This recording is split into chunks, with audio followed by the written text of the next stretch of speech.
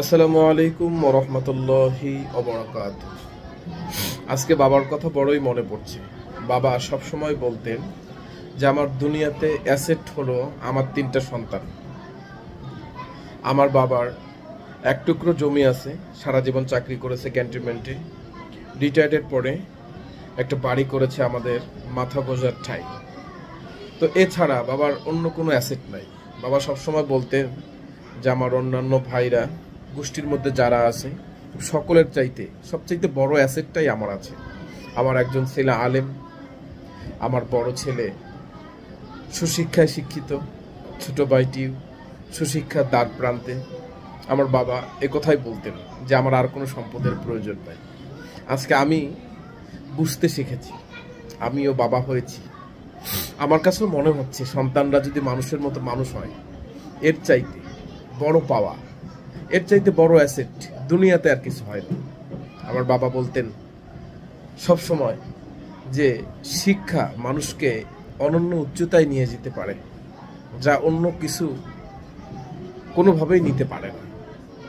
কারোর কাছে যদি সুশিক্ষা থাকে আর অ্যাসেট বলতে তার মেধা, প্রজ্ঞা, জ্ঞান থাকে, আল্লাহ তাকে অনন্য উচ্চতায় নিয়ে যাবে।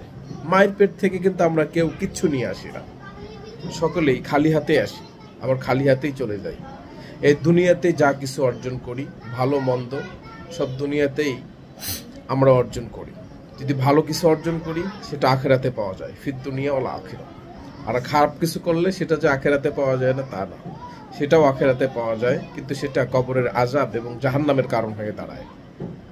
আপনার সন্তানকে আপনি কি শিখাচ্ছেন? অবশ্যই এটা আপনার থিঙ্কিং করা দরকার। আপনার সন্তানকে ডাক্তার বানাচ্ছেন, সে ডক্টর হয়ে ধর্মীয় জ্ঞান না থাকলে মানুষের গলা কাটবে না তো। ইঞ্জিনিয়ার বানাচ্ছেন, বানান, কোনো সমস্যা নাই, সে রডের বদলে বাঁশ দিবে না তো। তার ভিতরে ঈমান থাকলে সে এটা করবে না। আর যদি ঈমান না থাকে তাহলে ওরকম সন্তান দিয়ে কি লাভ? দুনিয়াতে যেই সন্তান ডক্টর হলো, ইঞ্জিনিয়ার হলো, উকিল, ব্যারিস্টার হলো, কিন্তু আপনাকে ওল্ড ম্যান হাউসে থাকতে হয়, এই সন্তান দিয়ে কি লাভ? কি উপকারে আসবে এই সন্তান আপনার দুনিয়া এবং আখেরাতে? বলুন, একবার কি চিন্তা করছেন?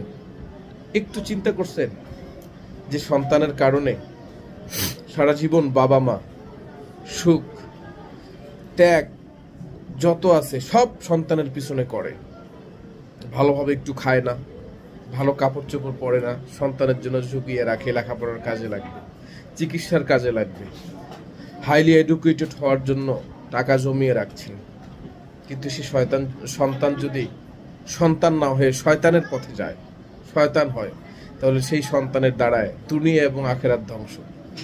আর ওই সন্তান তো সকলেই চায়, ওই সন্তান তো সবার কাম্য যে সন্তান দুনিয়াতে বাবা মার জন্য দোয়া করে, আত্মীয় স্বজনের জন্য দোয়া করে, মরার পরেও কবরের পাশে গিয়ে হাত তুলে আল্লাহর কাছে বলে রব্বির হামহুমা কামা রব্বায়ানি সগীরা, রব্বির হামহুমা কামা রব্বায়ানি সগীরা।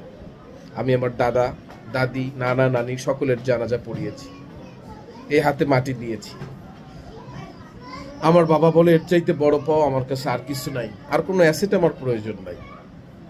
যাই হোক, অনেক দীর্ঘায়িত হয়ে যাচ্ছে। মূল টপিকটা আপনাদেরকে বুঝাতে যাচ্ছি। মেসেজটা হলো, আপনার সন্তানকে সুশিক্ষায় শিক্ষিত করুন। শুধুমাত্র ইংলিশ মিডিয়াম ডক্টর ইঞ্জিনিয়ার বানাবেন, এতে কোনো সমস্যা নাই। শুধুমাত্র একপাক্ষিক জ্ঞান তাকে না দিয়ে দুনিয়া এবং আখেরাতের জ্ঞান তার ভিতরে বীজ বপন করে দিন, ইনস্টল করে দিন। আমি কসম করে বলতে পারি, আপনার এই সন্তানটি যে ছোট্ট থাকতে ছোট্টবেলায় দিনের শিক্ষা পেয়ে যায়, আল্লাহর কসম করে বলতে পারি বড় হয়ে আল্লাহর ভয় তার ভিতরে থাকবে। ডক্টর হলে একজন ইমানদার ডক্টর হবে, ইঞ্জিনিয়ার হলে রডের বদলে বাঁশ দিবে না, ইত্যাদি ইত্যাদি। যে কোনো সেক্টরে সে আল্লাহর ভয় নিয়ে, কলিজায় ভর্তি ঈমান নিয়ে মানুষের উপকারে আসবে, দেশের উপকারে আসবে, জাতির উপকারে আসবে। আমার দাদু একটা কথা বলতেন, যদি সকালবেলা কেউ এক টুকরো মূলা খায়, মূলা চিনেন তো, মূলা খায়, রাতে শোয়ার সময় বা সারাদিন ওই মূলার ঢেকটাই আসবে।